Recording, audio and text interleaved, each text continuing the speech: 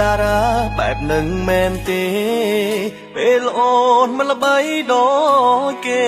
គឺមានបងក្បែរជីវ៉ាឲ្យកំឡាំងចិត្តគ្រប់ពេលតែផ្ដល់ព្រឹក្សា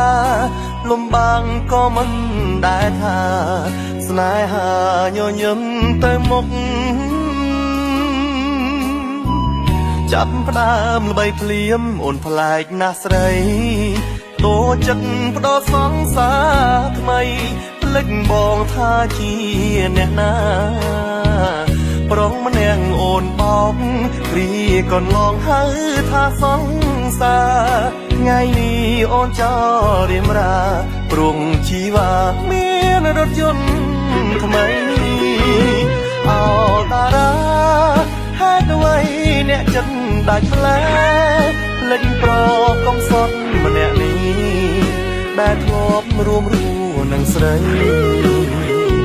ជួបគ្នាមួយផ្លែត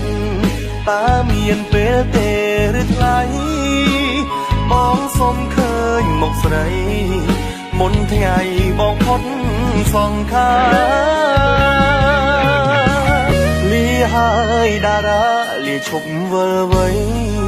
គ្រាមុនបើដឹងថាស្រី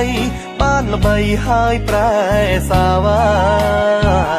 បងសុំមិនក្បែរព្រោះចិត្តខ្លាចភាពឈឺផ្សាថ្ងៃនេះខ្ញុំសូមផ្ដាំថាស្នេហ៍តារាមានតែខូចចិត្ត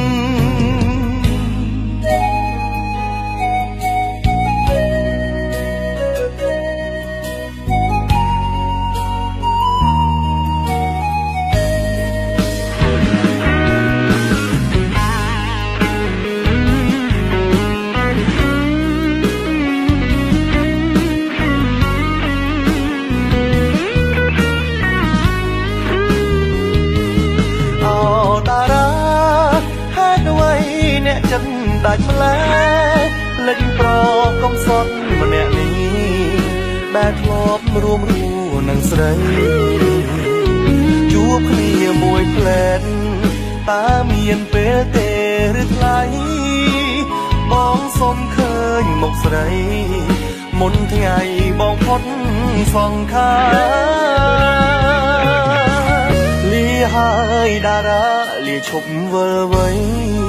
គ្រាមុនបើដឹងថាស្រីបានល្បីហើយប្រែសាវ៉ាបងសុំមិនក្បែរព្រោះចិត្តខ្លាចភាពឈឺផ្សាថ្ងៃនេះខ្ញុំសូមផ្ដាំថាស្នេហ៍តារាមានតែខូចចិត្ត